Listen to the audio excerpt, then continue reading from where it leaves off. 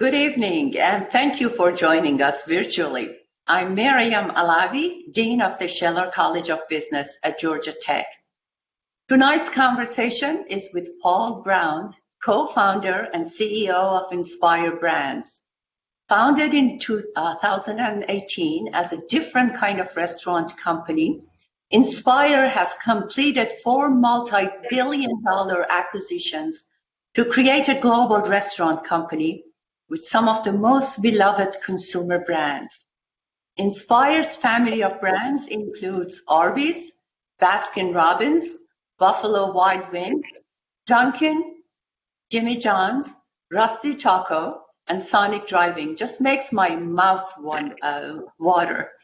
Together, Inspire's brands represent $27 billion in annual system-wide sales, 32,000 restaurants across over 60 countries, 650,000 company and franchise team members, and over 3,200 franchisees. Prior to co-founding Inspire, Paul was responsible for leading the turnaround of Arby's as the brand's CEO. He has also served as president of brands and commercial services of Hilton Worldwide and president of Expedia.com. He previously spent time as a partner of McKinsey & Company and a consultant at Boston Consulting Group. Paul is the recipient of many industry awards and recognitions.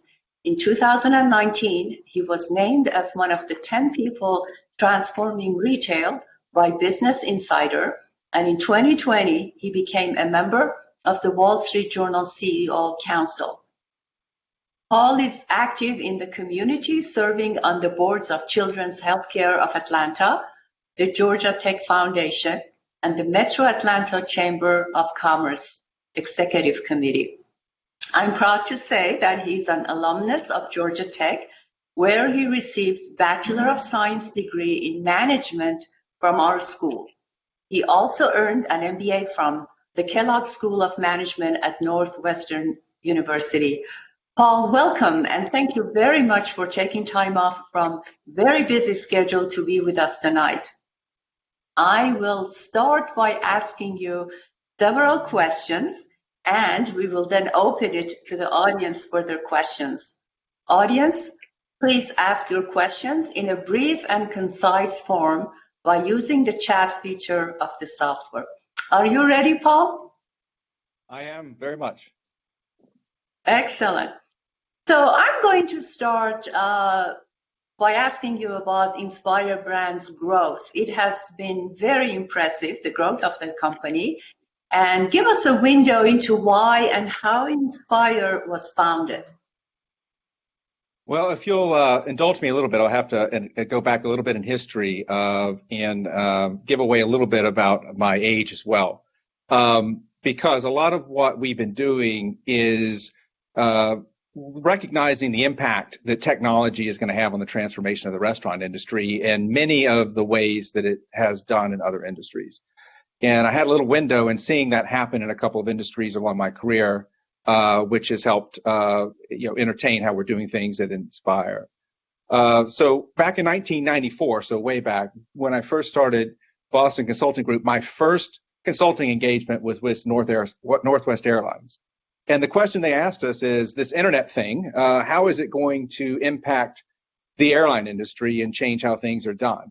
And we spent a lot of time thinking about that. And my next project was in 1996, doing the same thing for Holiday Inn.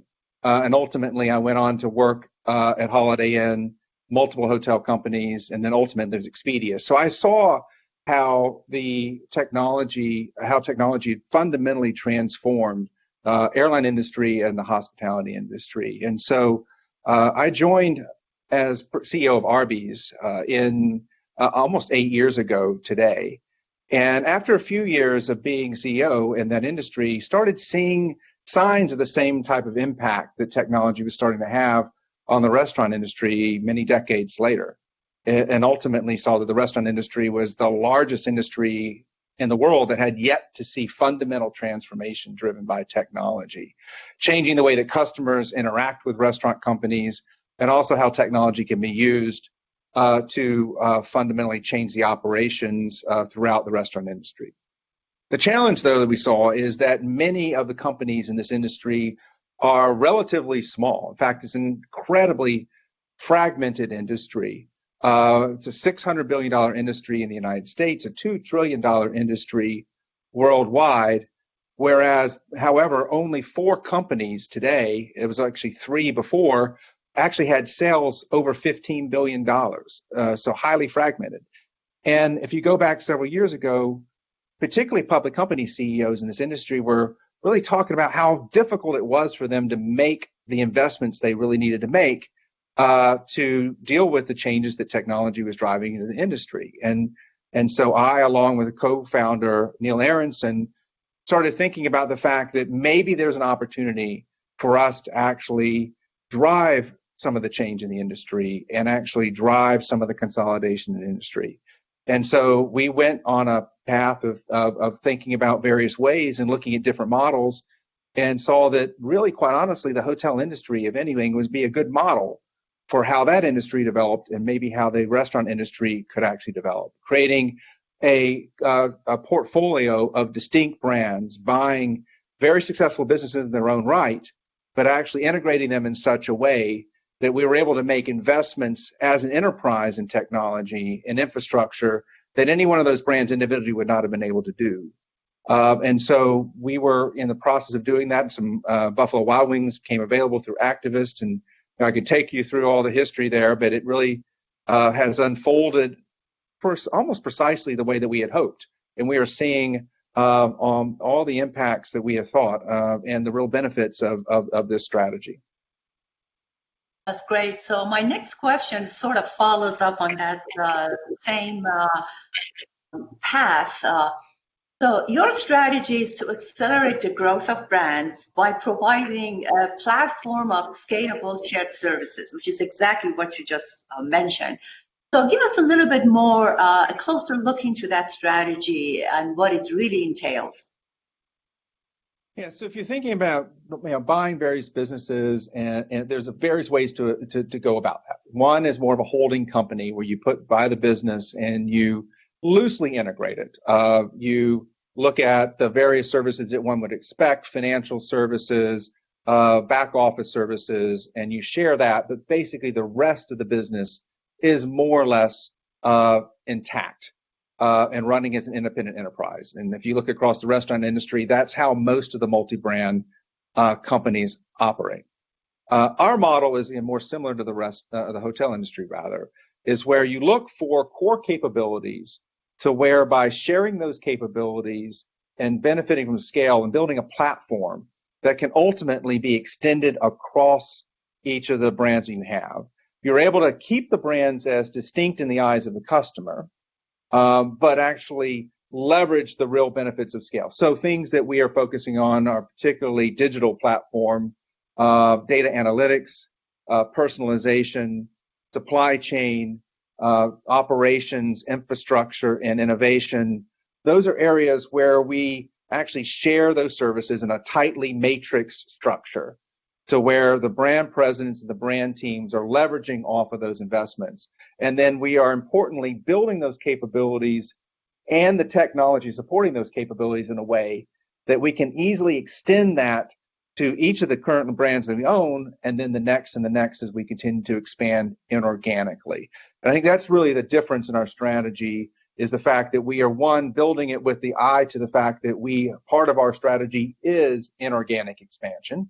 So we know that we will continue to buy businesses and integrate them. And so we need to make sure that what we are building is done in a way that will continue to extend. And we are seeing the benefits of that, both, again, from the platforms that we're building, but also by being in various business models that helps us to share learnings across that.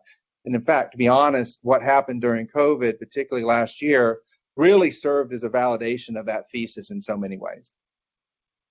That's brilliant. And you just, it sounds like we have had a rehearsal. We have not had a rehearsal, but my next question really comes about exactly where you left off. That is, well, let me just ask you this about your acquisition. Many restaurant companies did not undertake acquisitions last year. Yet you completed the largest take private in industry history with the acquisition of Dunkin brands. So what did you see, why did you see 2020 as the right time for doing that? Well, a couple of things were happening with us, and I think maybe other things were happening with the Dunkin board and management team in parallel. As I said, what the events of 2020 really served to validate a lot of our thesis in many ways. First, the importance of digital and the growth of digital channels. Digital was growing as a percentage of the restaurant business pre-COVID. But what happened in COVID is it absolutely supercharged the adoption of digital channels of customers in a way that was not, well above what had been happening in the past. And companies that had been able to invest in digital and able to actually take advantage of that were relatively significantly advantaged versus their competitors. So, and then second thing is having access to multiple brands, multiple day parts, multiple business models as we do, because we own and operate 2,200 restaurants, and we actually are a franchisor of another 34,000 restaurants. We see all of that. We were able to share learnings across the various business models in a way that others weren't. For example, when Buffalo Wild Wings, all the restaurants were shut down this time last year, we went from a business that had 75% of its business in the dining room to a business that had zero. That looks a lot like a QSR business doing a lot of takeout and drive-through. So we were able to take our learnings from our Arby's teams and our Sonic teams and our Jimmy John's teams and actually very quickly pivot the model of Buffalo Wild Wings to be primarily, actually exclusively for a while, takeout and delivery, and go from about 15% digital to 40% digital almost overnight. And so we were seeing this and saying, this is really validated the thesis. I think other companies that weren't able to do that at the same time were actually starting to really see some of the challenges with their model, and particularly challenges with remaining maybe independent or single brand for the long term. So you put those together, and inorganic opportunities happen for many, many reasons, but it just ended up being an opportunity where it made sense for us to think about making the investment in buying Dunkin. And obviously their board made the decision that it made sense at that time for them to actually go a different way and sell themselves. So interestingly, what I hear you say is that your investment in technology and in digital in particular provided the agility that you needed on two fronts. One, to be able to take advantage of an opportunity like Dunkin. You were prepared, you were able to grow, to acquire the company because you were quickly able to integrate it. And also it allows you to pivot and be agile when it came to some of the restaurants that were not really in the business of carryout. How do you think technology is leading change in the restaurant industry as a whole for others? Yeah, so I would put it in two buckets: the consumer-facing technology, and then how that technology is also being used to improve the efficiency of operations. On the consumer-facing, obviously there's a lot of discussion around moving to using this device, if you will, to be the point of interface for restaurants, and that obviously provides a lot of benefits with digital as a channel. But it goes beyond that. It goes beyond the fact that, people talk about the fact that, well, we can save some cost by having the orders being done directly versus having, people taking the order. But what that also does is this device provides a channel of communication and relationship building outside of the restaurant. If you go back even 5 years, the relationship a restaurant had with their customers started when they walked in the door and ended the moment they walked out of the door. There was absolutely no continuity in that relationship. There was no channel to have any kind of dialogue directly with a customer or relationship before that. That has fundamentally changed. And what that allows restaurant companies to do is actually start developing the ability to market and communicate and personalize through a direct channel, reduce our reliance on traditional marketing channels. The restaurant industry is a very heavy advertiser, for example, and a very heavy advertiser through traditional TV, et cetera. And as those channels change dramatically and the effectiveness of linear advertising like television and others go fundamentally less efficient, it allows us to shift that relationship to a direct channel.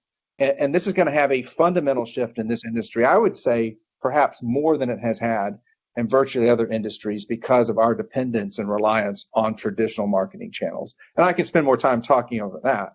But if you now go to the operations, the fact that we can use technology and we use artificial intelligence to actually help to back technology for demand forecasting, they can turn into more efficient labor scheduling models, that we can pass our demand forecast up through the supply chain to help our suppliers actually be more efficient about when they manufacture and when they distribute it so they can plan more efficiently. It goes on and on and on. We can actually not only just take a lot of cost out of the model, but more importantly, be more effective and efficient at how we provide service. We assumed a lot of this would actually be there, but it's actually become more evident to us over the past several years than we thought originally. That's great. Inspire has a diverse portfolio of brands, as we know. They serve different geographic areas and day parts, actually, in terms of what they serve and when they serve it. How do you approach brand management and ensure that brands are distinct and they have their own identity?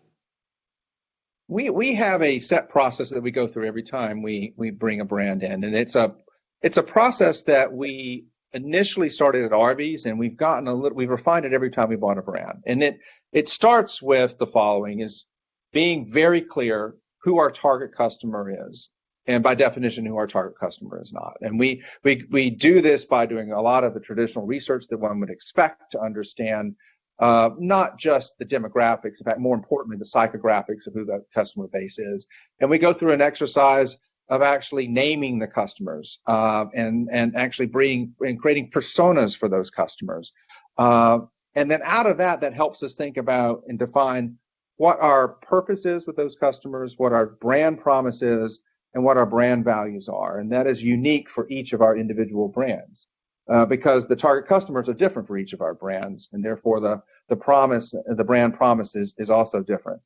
And then once we define that creates really the anchor point, the true north, and everything that we do from that point forward, whether it be the menu, whether it be the marketing, whether it be the brand imagery, operations, building type, all the way through, everything is actually drives out of that. And we make sure that at all points, we actually make sure it all ties back. And even brands that have been around incredibly successful, like for Duncan for 70 years and Sonic for 60 years and Arby's for 50 years, over time, even those great brands loses a little bit of gravity.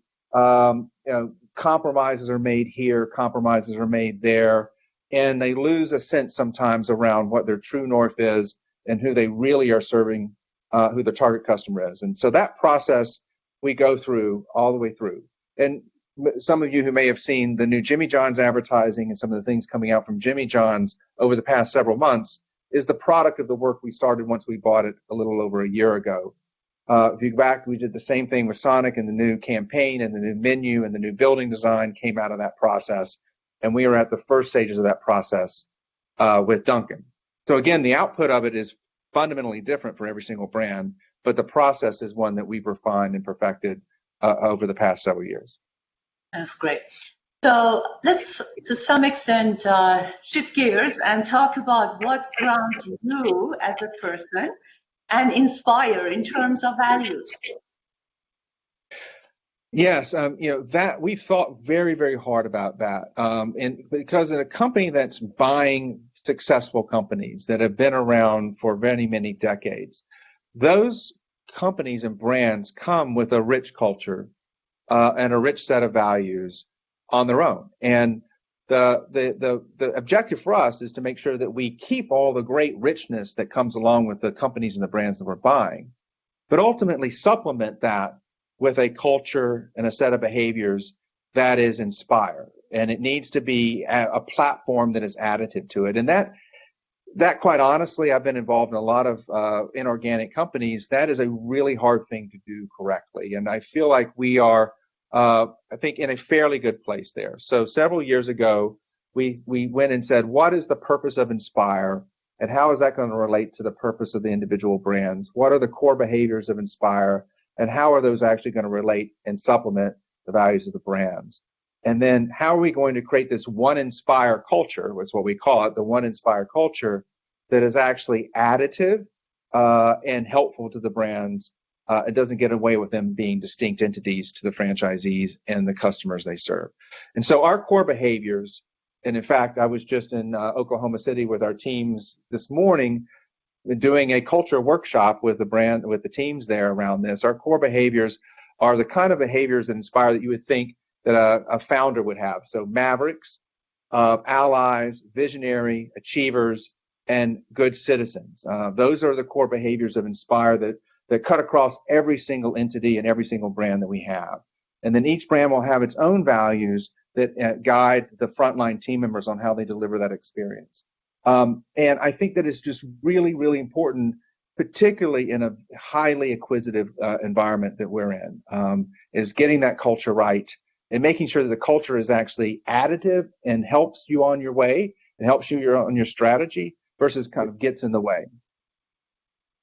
So what are some of the techniques or tactics that you may use in really bringing this issue around culture and providing an additive culture and providing a unifying set of values that still enables your different brands to keep their own identity?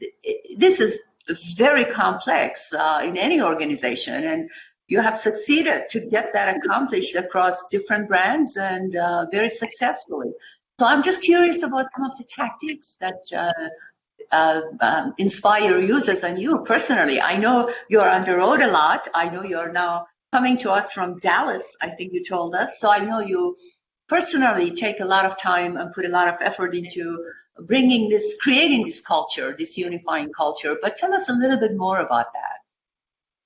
Yes, I mean, it starts with communicating and talking about it all the time. And that's sometimes, I think, the hardest thing certainly for the CEO and the leadership team, because it can feel like you're becoming incredibly repetitive. The natural thing is, okay, here are our core behaviors. Let's communicate them out. Let's put them on all the materials. Okay, we've kind of done our job. Let's move on. And what I've learned over the years is you have to talk about them all the time. We are talking about our values, our core behaviors, our purpose at every single meeting that we have, at either the brand level or at the company level. In fact, I had an all-team meeting this morning, partly virtually, partly physically, for the entire company, and talked about the core behaviors and what they mean. The second is, how do you bring them to life? And so we have been going through an exercise, starting with my directs in the team, and then continuing to go through the organization, where each of the leadership teams get together and talk about our core behaviors and what it means to them as individuals, what it means to their particular part of the business, and how they can bring them to life. And then as that continues to go through the organization, we also have things where we give awards out. In fact, we have building blocks that you can give out in the individual for people that show evidence of doing great things that relate to either mavericks or allies or achievers or visionaries or good citizens. And we celebrate that at our meetings, and we celebrate that individually. Sometimes they're just small little awards that people give individually, and sometimes we make a big presentation about that. And then we incorporate those in our reviews, feedback sessions, incorporate them in how people get evaluated. And then ultimately the real test is, do they guide your actions? Do you make decisions based on them, whether they be easy decisions or hard decisions? And do you stand by them? And that's the real test, I think, is quite honestly, are you making decisions based upon them, even if they're not easy decisions? That's great. So my next question has to do, we talked about technology and digital and how useful it could be in terms of brand building and communication with consumers and efficiency of operations. But one of the sort of side effects of all of that has been the amount of information that we are just constantly bombarded with. I don't know about you, but I have feeling of information anxiety. There's always more. Oh my God, more coming, more reading, more push to my telephone about this news, that news. Where do you go for your source of information? Where are a few places that you regularly go to get your information? Oh, to get my information as a CEO. Yeah, yeah. It's funny you asked that because I have really tried over the past several years, particularly, to limit the sources of information because they can be so overwhelming and can be very distracting. And um, so I obviously spend a lot of time looking at various publications that I think, that I feel that provide a good window into what the business community is doing and our business is doing. I have an amazing team that is constantly out there and helping me make sure that I'm seeing the information that I need.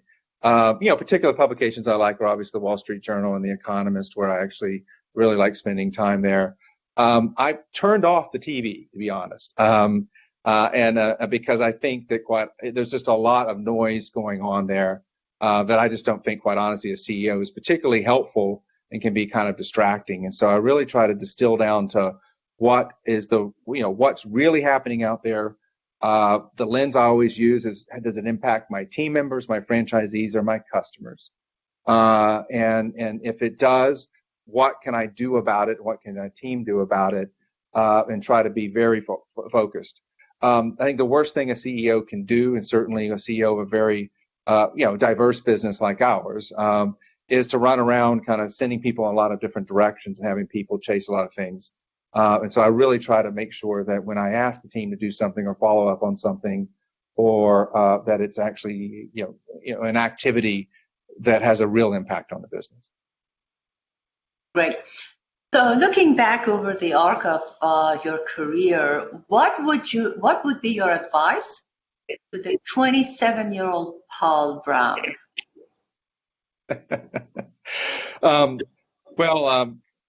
Clearly I had a lot of jobs along the way, and so I wouldn't say I would say I noticed that it's easy for some people to say I want to be a CEO at some point. So here I am at 22 or 23. I would like to plan my path to being a CEO, right? I was that way too initially, and that is, if I had done that, I don't think I would have gotten the breadth of experiences that I got along the way. What I ended up doing was looking at things that really interested me.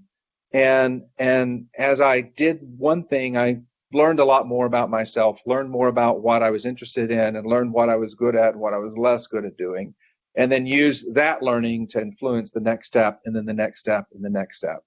And always tried to make sure that any step in my career was moving me forward in some way, not just forward in comp or forward in level, but actually moving me to the next level of learning and responsibility along the path that I was figuring out really I liked, enjoyed, and I was good at doing. I guess I was fortunate that what we've been able to do over the past 8 years and what I've been able to do the past 8 years here at Arby's and now at Inspire, I can look back at every single career opportunity as well as what I did in education that had any one of those individually not happened, I'm not sure if I would have been as equipped to do what I've been able to do over the past 8 years. And there's no way that I would have planned this career out. Even 10 years ago, certainly not 25 or 30 years ago. And so that's what I encourage people to do is not be patient, be planful, but don't try to chart it out so rigidly, particularly at an early age, because there's a lot about you that you don't know yet. And there's a lot about the world that you don't know yet. And by the way, the world is going to change dramatically between point A and point B, and you're going to change dramatically about point A and point B. So really think about it in kind of bite-sized, finite chunks along the way. Great advice. So is there a question that I did not ask you, but you wish I had? Oh, I'm afraid I don't know. You've asked a lot of good questions. I guess, am I having fun? Am I having fun? I guess is a question. I am loving I am loving every minute of what we are doing. I work with I think the best people in the industry, in industry period, and certainly the best people I've ever worked with in my career. We're excited about doing things that, certainly haven't been done in the restaurant industry before. It's an incredibly dynamic time in business in general. And so, if someone is intellectually curious and is looking to try to drive real results, there's no better time to be in business. And I look forward to every single day. And I think that's one of the best things anyone can say about their career and their job. That's fantastic. So let's now just open it to the audience and see if there are any questions. We do have a good number of questions. Mr. Brown, are you considering digital process automation within your operational strategy? And if so, what is your view on how automation has impacted the way businesses views digital transformation? Yes, I think if I understand are we looking for automating certain operational processes? Clearly, we're looking to automate and transfer people from the interaction being face-to-face, human to human, versus in using this device and others as a way for that initial point of interface. Consumers tend to like that. It's very consumer friendly and also is actually very efficient for us. I mean, there's a lot of talk in the restaurant industry. It's very labor intensive. In fact, people represent about 30% of the cost in a restaurant company, in a restaurant. And each restaurant is a mini manufacturing plant in many ways. And so for us, we have 32,000 of them around the world. And so is there an opportunity to be more efficient and use automation on that? And the answer is absolutely yes. And we've done some of that, but not in the way that a lot of people think. People go straight to robotics in restaurants, and that may at some point happen. But if you think about the challenges of implementing robotics in 32,000 different locations, that is a very challenging and expensive task. There are other ways of actually new equipment innovation, new oven technology, fryer technology, things that are actually help make the job more efficient and improve quality, and we've been rolling that out. Supply chain is actually the biggest area of opportunity for automation, pushing up fundamental automation. We are using robotics up in the supply chain when it comes, and we are actually doing some interesting things with sous vide technology that allows us to do amazing things culinary-wise up in the supply chain that actually allows it to be a higher quality product in the restaurant, but actually do less of the actual preparation in the restaurant itself. And that has huge implications on both the quality of the product, the type of product. So a lot of the product at Arby's, for example, that we are serving, whether it be gyros, whether it be the brisket, whether it be the smoked turkey, that would not have been possible several years ago if it had not been for fundamental technology transformation up into the supply chain that allows those types of products to be able to be done effective and efficiently in the restaurants itself. So that's where we're spending a lot of our time and energy. And then you back that by analytics that helps us be more efficient up and through the supply chain and distributors. That's where I think the biggest operational benefit of automation is going to be, at least in the near term. There will always be the news item about a totally automated restaurant with robots, and it's great, and we can experiment with that. But that at scale, I think, is a long way away. What challenges have you faced in integrating disparate systems across so many brands? A lot. So, for example, every single brand we buy comes with its own point of sale system. So the system that's in the restaurants that actually, you interface with. Because of that, and some of those are actually cloud-based, some of those are resident-based, some of those are state-of-the-art, some of those are 20 years too old. And that, though, is the foundational technology that allows you, because you have to connect. Ultimately, if anything's to be done differently in the restaurant, it actually has to work with the technology that is resident in those restaurants. And that is an example of how we've had to think about this in a very extensible way. Because if we were building the personalization platform or the digital platforms in such a way that it depended on us having exactly the same technology in every single restaurant, that is an impossibility. It's an impossibility because we might get there with the brands that we have, but the second you buy another one, it's not. So that's what I talk about, is building the extensibility in the technology platform, the layer above the restaurants that is able to interface with various point of sale systems and restaurant technology platforms to deliver a unified experience to the customer, even though the platform that they're actually ultimately interfacing with is not. We are a long way from finishing that journey, right? So I'm not saying that we are done, but we are making great progress, and that is a lot of our activities.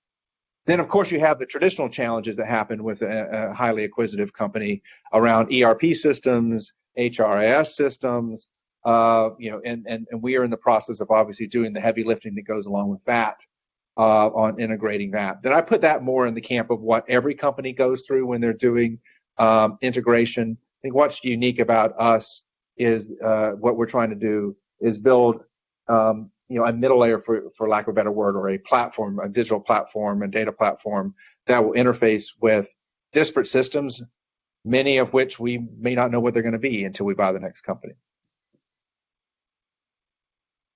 What percentage of your time do you spend in restaurants, and what do you do when you're in an Inspire restaurant? I really try to get out and go to restaurants as much as I can. However, I'm very clear that I am not the operations expert. My job is not to go into one of our 32,000 restaurants and somehow come up with a better way of doing whatever's happening there. I go in there and I talk and observe, and my main objective is to get to know the team members, try to understand why they're working for us, what we in corporate can do to help support them, what they're hearing from customers. Hey, how is this promotion? We might have put a limited time offer promotion in. How easy was it to train on that? And also just recognize and spend time. I like to go in there and thank them. A lot of, especially these days, over the past year, you can imagine it has not been, it's always difficult to work in restaurants. We can imagine what it has been like over the past 13 months, particularly to work in restaurants. And so actually I've transitioned most of my time in restaurants to just saying thank you. And what can I do to help you?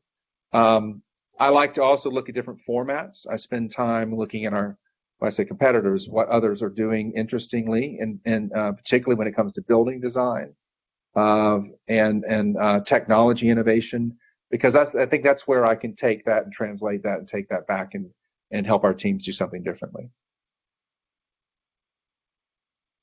If an individual brand has a specific technology need, which the other brands don't have, will time and effort be spent on that need, even though it wouldn't be used across all brands? As an example, Jimmy John's in delivery. Yeah, the answer is absolutely. It depends on how core it is to the business model of that brand. Now, Jimmy John's, that was a great example, Jimmy John's in delivery, is that Jimmy John's does its own delivery with its own captive drivers. We have no intention of taking that model and putting it at any of the other brands that we currently have, but it's core to the Jimmy John's model, and we have no intention of taking that away. So we have to keep investing in the uniqueness of that. What we do, though, the trick is to try to distill it down to as many commonalities as possible across the business models. So an example is at Buffalo Wild Wings, which is right now a sit-down model with servers coming to the table. If you look at the core elements of that, particularly in a world where we're going to have people using their own devices to do the ordering more, people using their own devices to pay, if you look at it that way, that looks at its core very, very similar to Sonic, right? For those of you who interface with Sonic, where you now use your app to order ahead or you order through the menu board, and you pay that way, and the server still brings, and the team member still brings the food out. But at its core, from a technology standpoint, it's very, very similar. So on one hand, you'd say there's no way, if you looked at it, as Buffalo Wild Wings has to be completely different than Sonic. But if you distill it down to its core from a technology capability, it's highly similar. Once you recognize that, and then it makes innovation very similar. The challenge that we run into more than do we do it for one brand or another is, as we are migrating the brands onto a common platform, obviously that doesn't all happen at one time. And so during that time period, a brand that hasn't yet been migrated to the common platform may need something that if we build it right now, we know ultimately it'll be throwaway. Versus if we waited to build it later, it would actually not be. So we're having to think different. That doesn't mean we don't build it. It just causes us to have a different view of the time horizon by which the benefit will come. So I think a lot of it, the challenge is, as we're migrating to common platforms, is more about when do we do it versus do we do it, and also making sure that we look for the commonalities at its core as much as possible, because obviously that simplifies the platform. Okay. Next is a comment rather than a question. Naming your building the support center rather than the corporate headquarters speaks volumes about the culture of Inspire. Well, thank you. I'll comment on that. We talk a lot about that, and I say this. I said this actually today in our team member. For anyone who does not work in a restaurant at Inspire, for anyone who does not work in a restaurant, we have one reason to exist, and the one reason to exist is to help those that are serving in the restaurant, whether that be our own company team members or whether it be our franchisees through their team members. That's the business. There's not we don't make a dime outside of our restaurants. And I think any company that is that type of company, and by the way, there are a lot of companies like that in this city, in Atlanta, that are very good at really making sure that is core to their culture, is recognizing that. And so there is no headquarters. There's no such thing as a headquarters, because headquarters implies hierarchy. And while obviously in some way, shape, or form, there's always a bit of a hierarchy, but culturally, we do everything we can to make sure that everybody knows that that's how we operate. COVID has in some ways made that a little harder because there is a group of employees of our company that can and do their jobs virtually. But there are 600,000 team members, either in our franchise or our company restaurants, that have to get up, leave their house, and go to work physically every day. And we cannot ever lose sight of that. The efficiencies and digital transformation that you have achieved in the U.S. market, are you able to take that to your international markets? Or is this more relevant for the U.S. market at this point? Well, the trends are actually more accentuated outside the United States, particularly the utilization of digital channels and the expectations that customers have. So, but the platforms are different. Because we franchise and have so many different business partners outside the United States, it is difficult to utilize the same technology that we are developing in the U.S. outside the U.S. In many cases, we'll actually learn first outside the U.S. And so we take a lot of the learnings, but not as much of the core technology platform. And that's a difficult line to find the right line on, I should say, because on one hand, you would like to have a common platform around the world because of the efficiencies that we get, but it can also slow you down, and there are some regional differences and that you need to be able to move more quickly and more nimbly on, I should say, outside the U.S. than it might be in the U.S. So we're still trying to find the balancing act, to be honest. You spoke briefly regarding how the brands rely on traditional advertising. As traditional TV viewership has declined and more people are cord cutting, what other marketing channels besides television have been successful? You are raising a massive issue and opportunity for this industry. We are arguably, we being the restaurant industry, is arguably the most advertising dependent industry out there. There are others that advertise more, but if you look at the direct impact, for example, we can put an ad out there and turn on advertising today, and I will be able to tell you in my numbers tomorrow. Literally, I will be able to tell you tomorrow whether that advertising campaign is working. It has that big of an impact on this business. Where if you look at other big advertisers, insurance, others, the cause and effect is not as immediate. I can also tell you once we turn off the marketing, I'll see our sales go down. So it's highly dependent, and it's on traditional. And the dynamic is really interesting. Not only are eyeballs going down on traditional TV, the number of people watching it, but the advertisable eyeballs are going down even faster because a lot of people that are still watching traditional television, it's actually a subscription-based model where there isn't advertising, right? So and what's happened though is the supply of advertisable eyeballs, for lack of a better word, are going down.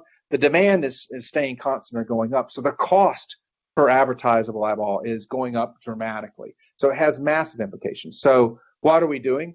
First, we've actually created a new group called Demand Generation. We have put every part of the business together that has anything to do with actually driving demand into our restaurants. That includes traditional media, it includes programmatic digital media, it includes our direct digital channels, it includes our loyalty program. So all of our direct channels as well as our indirect channels under one umbrella. And then what we do is have a function we call audience planning.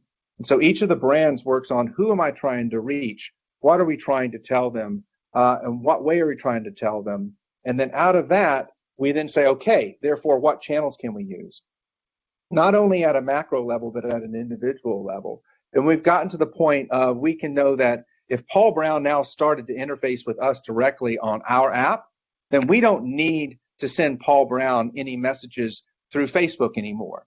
Because why would we actually advertise to Paul Brown through Facebook now that we are actually talking to Paul Brown directly? And so it allows us to actually migrate our dollars as the individual migrates to channels. And so it's not just moving from linear TV to digital to digital channels to direct, but it's actually doing it in a very sophisticated way, backed by personalization analytics. So threw a lot at you, but that's really where we are trying to go, and we are making some great progress doing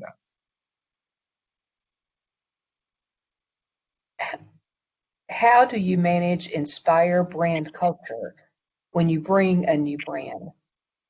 Sometimes the new brand you bring in is from a small company or family-owned company. Yes, I mean, the first thing that I do and we do is try to get to know them as much as possible, and go in it with a mindset, right? A mindset that this is a successful business. This is a business that, by definition, must have a good culture, or it would not have been successful, and we have to respect that. Versus playing the role of we are the acquirer, we bought you, therefore, right? You are now going to do things our way. I won't say that at every point in our journey did we actually get it right. We're getting better at it. I would say that we were a bit more that way with Buffalo Wild Wings than in hindsight I would have been, and we course corrected. But it's really going in there and going up the mindset of these are very talented, very successful people running very successful businesses that have been successful for decades. And then looking for opportunities to really supplement that. The balancing act, though, at the end of the day, we have to be one company, and the one Inspire is important, but doing it in a way. We also really try to bring people from the companies that we buy into key roles in our own company. In fact, if you look at Duncan recently, several people in Dunkin brands have already taken very senior positions in our shared services group, not just in the Dunkin brand group, but in our shared services group. And by doing that, they're bringing great learnings from all the great things they were doing there and making us better. And so while we have a playbook on integration, and we talk a lot about that, we modify and improve and expand our playbook with every acquisition we do, because one of the benefits is we get better as a company because we keep buying great companies, and we want to take the great things with those companies and use it to make us better as a company. How are you envisioning digital technology to shape the future of QSR industry? What are some of the top digital technology innovations you are pursuing at Inspire and excited about? Yeah, a lot of it goes to the direct channels to customers and how they interface with restaurant companies. And I keep pointing to this device, but this changes a lot of the utility of how people can work and interface with brands. Whether that be I can order my same thing over and over again. It's not just about ordering, but how I make the whole experience more convenient. Give you an example. We have some technology we are piloting it in one of the restaurants in Atlanta area, Duncan, is that if you order on your app, we can know when you have pulled into the lot. When you get into the lot, we fire the order. But it's important. It's like, well, we don't know.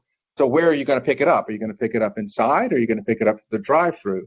Well, instead of you having to tell us, we can tell where you're going when you're in the parking lot. And if you're pulling in this direction, then we know you're going to come in the restaurant. And so we fire the order, so it's going to be sitting there waiting for you when you come in to pick it up. If you turn in this direction, we know you're going through the drive-through, and so we know where you are in the drive-through. And once you get to the drive-through screen, instead of seeing the traditional menu board, it says, "Welcome, Paul. Your order is ready. Pull up to the next window and get it," without any kind of interface. That is a fundamental transformation of the entire experience to the benefit of the consumer, clearly, but also to the benefit of us from an efficiency standpoint. And then you can think about personalization. You can think about one-to-one pricing, which this industry has never been able to do. Pricing has always been the same for everybody because it's there on a menu board, but you can do targeted discounting. It changes everything about this industry, and it makes it so phenomenally exciting. And we are just at the early stages of it. I can go on and on and on, but I know we're getting close to time, so I'll stop rambling. You mentioned inorganic growth, in parentheses M&A, but what are your thoughts about organic, in parentheses non-new store growth through new brands or delivery-only brands?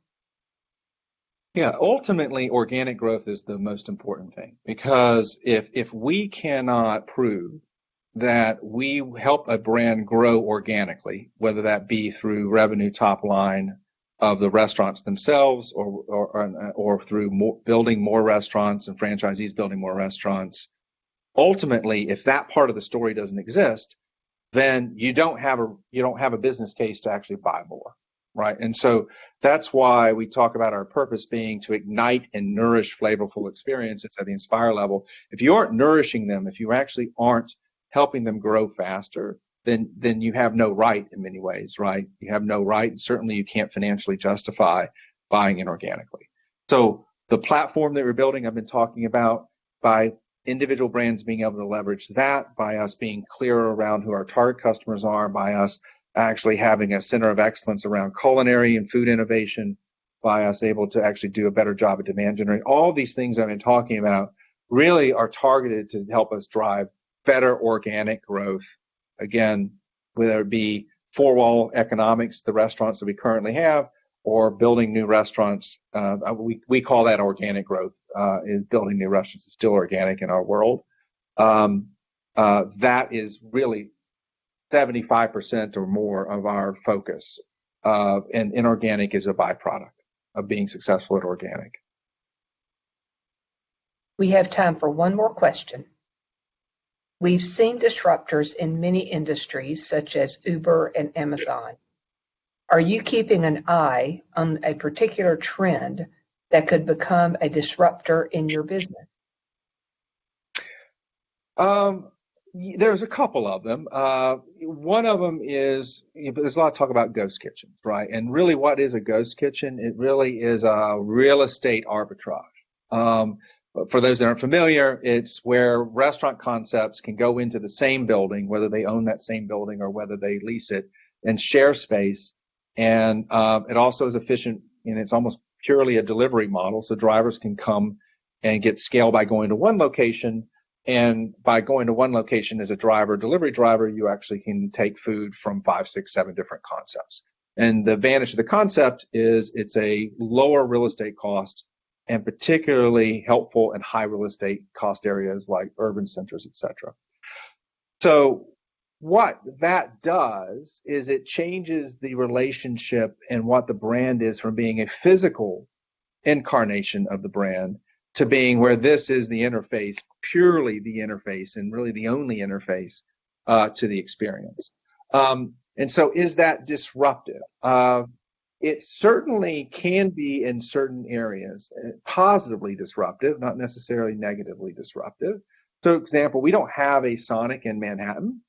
Certainly in its current format, doesn't make sense to have one. Could we effectively do a Sonic in a ghost kitchen in Manhattan? Maybe, right? It does change the model. And along with that comes really the implications on delivery.